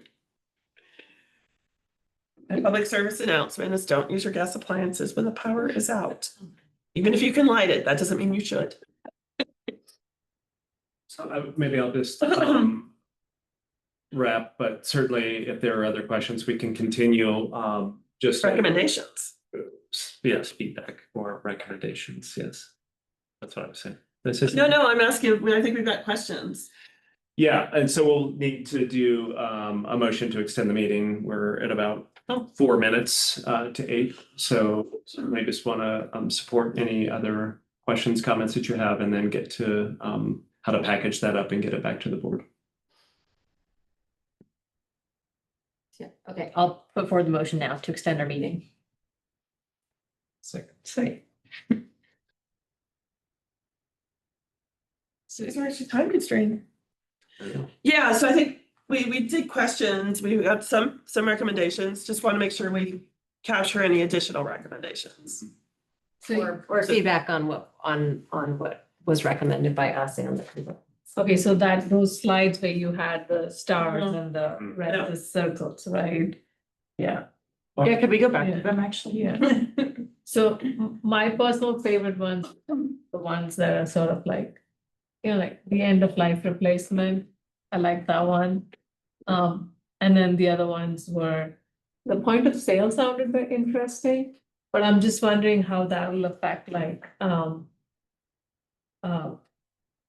I don't know if the buyer or the seller pays for the upgrades of the house or the changes. to Seller, the- I mean, well, so far it's been the seller. This is fairly new across Yeah. the country, this whole point of sale idea. And so it's the seller does an audit, they put some money, at least in Berkeley, this is how it works. They put some money into escrow, then the buyer can implement the actual changes with the money. So that doesn't it doesn't affect the sale timeline. Yeah, I think it's the amount is about half. So like technically it's actually like both, right? Yeah. Because half of it's getting put in by the seller and ostensibly the other half would come from the buyer. I like the idea, but my only concern about that is already Boulder is expensive, could bring up prices, so. And then the other one, I don't think on the recommendations you had the peer-to-peer support, did you? It was more like. Yeah, it was, it's in the, It's in the engagement, feedback and recommendations. It's on the Yeah. final slide. Yeah, no, like, I like your idea of like more focused, especially if you think commercial is where we need to be, and if it's just a handful of companies that are, or commercial entities that need to be touched, so maybe like approaching them correctly. So that would be my take on the whole thing. Are you looking for recommendations on how these standards and regulations are presented? Alternative ones or other policy options? yes, All of, okay. so like what's missing, Is which there- don't you like, which do you like? Would it be possible to kind of think about it and kind of let the dust settle and then provide any recommendations? Because I mean, I think they're good and it sounds like you're gonna kind of test these out a little bit, get some feedback. I would have to kind of let it distill a little bit and think it over. I don't know, is it possible to get a copy of this presentation, or is this kind of proprietary for? Heather, we can send that out to the, right? Yep. Yes. Okay. And just to be clear, I think you are the last group that we're gonna be talking to before we get a council, so. Yeah, when does this go to council? The end of the month. Mhm. And package, I think has to be, you know, I think it's like the 21st, it goes. Which doesn't mean you're done being able to give us recommendations, just for clarity. Yeah. It just won't make it into the council packet, that's all. Mhm. Would you like, obviously the sooner the better, but is there kind of like a deadline just to have a sense of how much time? I think what I would propose is to let us work on an email out to the board. I want to make sure that we're not getting sideways with board rules in terms of making recommendations that are coming from the board. Because what we can't get into is if, say, you suggest a thing that Hannah doesn't agree with, that would never happen, but I don't want to put the board in a position that something's going forward that hasn't been vetted or discussed. And so I just want to think a little bit through the best way to do that, accommodate your request, which we can do. So maybe what I'll do is try to get a message out to you all tomorrow with a copy of these slides and then some direction on how to provide that, maybe a deadline. Does that work? Sure, and so are you saying that the recommendations that we're providing would need unanimous among the board members? Well, so if you're seeing something here that you'd like to add, generally what we'd like is that the board discussed, and so we're speaking with one voice, that this was brought to the board discussed, and they generally agreed that the board agrees with the staff recommended policies to advance to discussion with council. One member believed or thought that maybe there was an additional item that could be included that relates to X, Y, and Z. So just how we package that up. I just want to make sure that we're not putting you all in an awkward position of not having some agreement or alignment about what goes forward with your voice. Right. So if we come up with our own individual recommendations, then there might be some value in then socializing it among all of us and then kind of. Yes, but you can't do that because that's board work outside of a board meeting. But what we can do is capture it this way. We'll say one board member suggested the addition of a thing, and we can do it that way. That doesn't suggest that you all agreed on that. And that's a little bit of a workaround. But this idea of you all socializing and talking about it amongst yourselves is a bit of a no-no because it's board work. And I think there was one time, I don't remember what the topic was, you summarized what we all said and then you emailed it to us and then Yes. we were like, I think we mostly agreed and made some small. I think there changes. was some confusion. Do you think in that one? Okay. I think it was me, maybe. Anyway. I think that was what you proposed is a good way to do it. Yeah. So we can do it. We'll get that out to you tomorrow. Great. I have, I guess, two thoughts. I just want to echo what Hannah and Annie also seconded is like, I like the way you put it is find your internal champion. I think that's a really great recommendation, especially in the commercial space, since that has potential for high impact. It sounds like also like the technical support and all that entails is super valuable to the general customer base. So I think that's another point that I thought held a lot of impact. And not that this needs to be a recommendation for a presentation, but if there's some way that that can be disseminated to the customer base, that we offer that technical support and what that entails would be super useful. I would just, since we're trying to get like support as a board, to say that I support the technical thing and like maybe even having like a questionnaire, like choose your own adventure type thing, because like we said, there's multiple ways to meet these, and maybe puts a little less pressure on them to spend all this money. Or like there could be some kind of like Q&A survey that then says, here are your 3 recommendations, cost, time, like based on your situation, how you could meet the regulation going forward. I think that'd be great. Yeah. When you did I don't know if it was part of the survey, interviews, whatever stage, and they said they liked technical support, did they specify if they liked Yeah. And then technical support in like an in-person phone call? Filling out, like just following some sort of flow chart? Was that specified? What they Works. experience today is actually having almost like that more concierge style where it's actually somebody who works with the building. This is really hard. I do this from the other side for EU laws and it's really hard. Yeah, I mean, They're not this thoughtful. yeah, I mean, I think it's the in-person Yeah, and I think one of the things we heard is, like, I want to be able to show up and somebody will be there to answer my questions when I have my questions. Yeah. I don't want to have to like schedule office hours 2 weeks from now, because I may not have my question anymore, you know, those kind of things. Sure.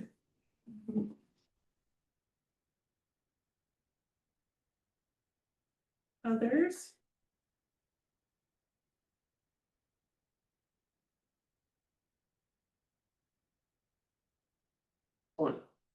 Thank you.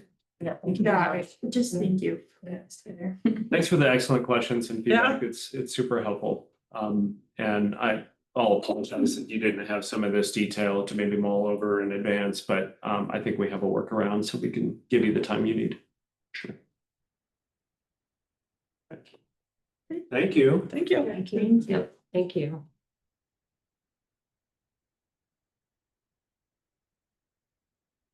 I just need to adjust one thing on the slides. I'll send it to Heather and I'll turn it into PDF. Okay, great, thank you. Yeah. Feel free to bring it away.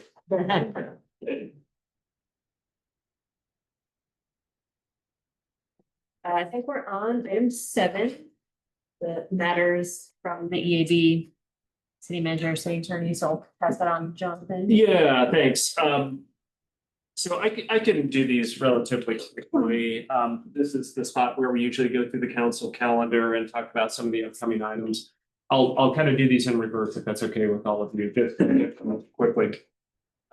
You have some pretty packed agendas over the next couple of months with a lot of items coming your way. And so I just want to flag one of those was tied to the study session that council had last week around the water supply plan. Felt like that was an important plan and update to bring to the board. It's an area that we haven't done a very good job talking about with the board from our utilities department in terms of water planning, drought planning. And so we'll bring that supply plan to you. Obviously, there's a big push in the next couple of months to accelerate on the comp plan discussion. So a big part of your next meeting is going to be talking about updates on the Boulder Valley comp plan. There'll be some very specific questions for the EAB, curated specifically for the EAB. Each board is getting a set of some questions that really kind of draw out your expertise. And so we'll be bringing those forward next month as well. Just wanted you to be prepared for that. On that note, are Yeah, sure. there things we can get ahead of time, like so we can? Yes. Yeah. Yes. Yeah, in fact, we're looking at some of the memo outline for that already today. So yes, you'll have a lot of those details in advance, for sure. Again, kind of working backwards, I did think it might be worthwhile just to provide a really high level overview of last week's study session with council. There were a couple of intersections that I thought would be useful to talk about. And then to let you know that we're going to be bringing back some of those pieces, not just the water supply plan. That was obviously one update of the study session. The second half was really around landscape code updates. You might remember we've had a number of conversations that really kicked off with the building code update, expanding the WUI. We talked about this, I believe, at your June meeting. Looking forward to saying what was being proposed in terms of the WUI, how that would affect and implicate buildings in particular. And if you remember, we talked a lot about the non-combustible zone and then what you could do in terms of landscaping. And then I had signaled that that was going to go to council. It did last Thursday and it was the study session. And so again, it was an opportunity for them to weigh in on what was being proposed. The two pieces, if you watched the session, it may have seemed hard to track. And that's because there were two pieces related to the landscape code, one about water and one about fire. And every type of value in between got kind of tangled up in that conversation, but council did a nice job of sorting through it. It was really talking about, the discussion was, how do we think about landscaping requirements for water use? And then how do we think about landscaping requirements for protecting and hardening against wildfire? It may seem like those are the same thing, but they're not. So there are very different and sometimes conflicting priorities when you think about the policy that you might want to enact and the requirements that you might want to have around landscaping. And I think some of that was exposed when we talked to council about this a couple of months ago. And then it was really present, I think, if you saw the Boulder Reporting Lab article on this item, a lot of discussion about the fact that the code only pertains to new construction. And so in the WUI, that's about 200 on estimate per year. And so the thought was, that's great, but that's not really addressing some of the critical need we have. Therefore, how do we address all of the other structures that we have? Council had talked about that back in, I think it was in May. And they debated whether or not they could make this code retroactive. And at that time, council did not agree to move forward in applying it retroactively. And so what you might have seen last Thursday is a little bit of a debate about what's retroactive, what's not retroactive, what can we actually do with the existing structures. But ultimately, they had a very good dialogue. Once again, there was a lot of discussion about food production. It's one of the things that we've been trying to sort through with council about that non-combustible zone. So the 5-foot buffer between a structure, that there should be nothing growing there. And then the idea is, well, in smaller lots, people may like to use that space for growing food, for example. So again, a conflicting priority that council had to wrestle with a little bit. And I thought they did a nice job. I don't think it's necessarily resolved yet. But that's what a study session is for, is to raise some of those concerns. And then staff can take those back. Who raised that concern? I'm sorry? Who raised that concern? Well, it's been raised by a couple of council members. Councilmember Schuhard and and Mayor Brockett both have raised that concern in terms of if you are growing food, which is usually high water content, is that truly a fire hazard? Is that an acceptable use? And it's hard because staff who are in the field are always making judgment calls about what is allowable, what's not allowable. It's not always black and white. So I found that slightly bit ridiculous because I know a lot of people do grow food, but I don't think it's to the extent that putting this regulation in place would affect that. putting I- which regulation? The WUI and having the 5-foot, the concern that having the 5-foot gap, right, is gonna affect the people who who grow food in that space. I don't think that's any sort of impactable amount of people who are growing food in that 5-foot space. Well, I don't know the answer to that. The question is, if we have a non-combustible zone, can there be a variance for people that don't have large lots? Because you go 0 to 5 and then from 5 to the lot line. In many places, the lot line is within 5 or 10 feet. Yeah. So in small areas like Holiday is a great example, Yeah. where lot lines are very, very small. And that's the only place they have really to grow food. I'm not suggesting that there is a certain number out there. I think it was just a philosophical question that was raised.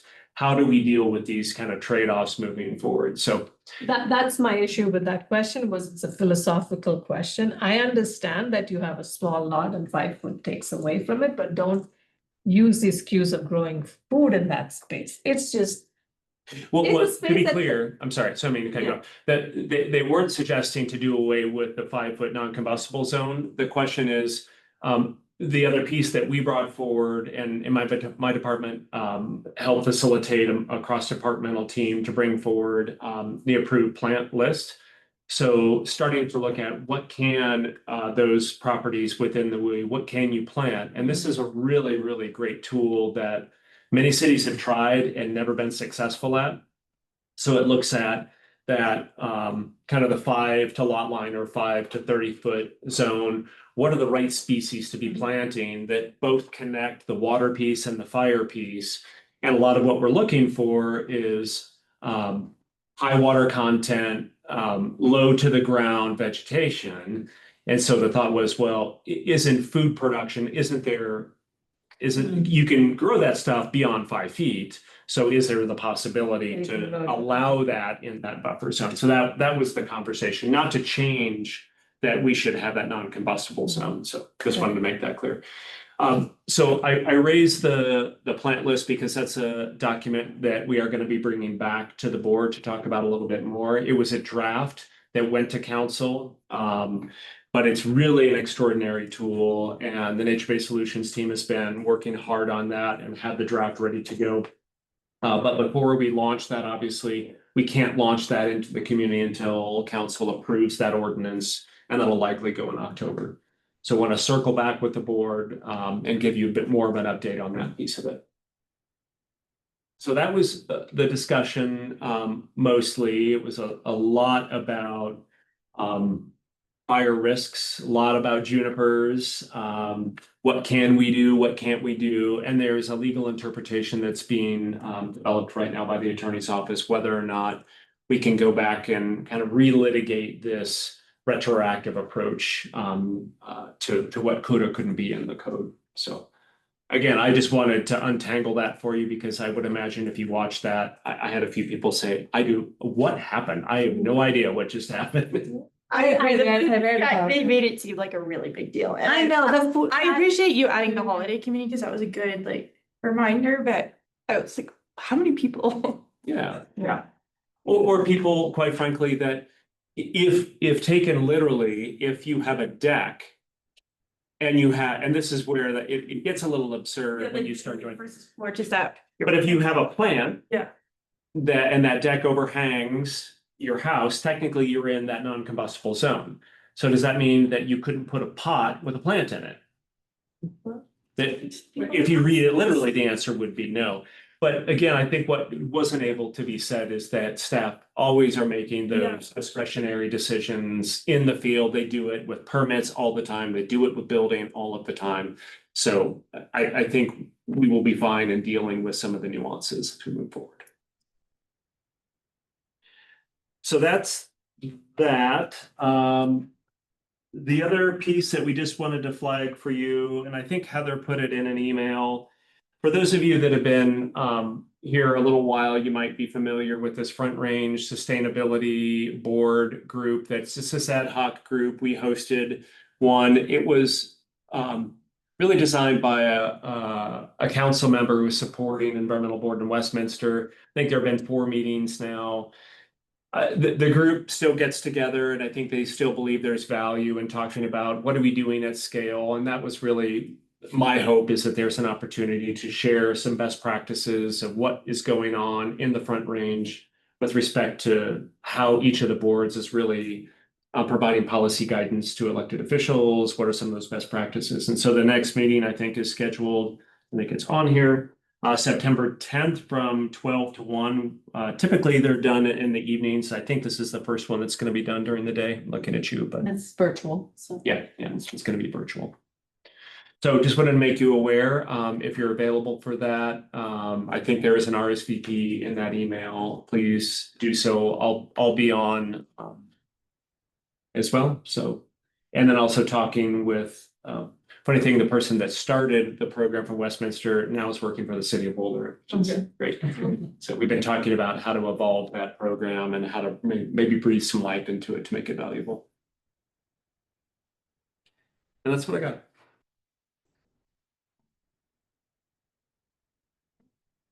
Motion to adjourn the meeting. Adjourn. Thank you. Thanks for the extra time tonight. Thank you. Thank you.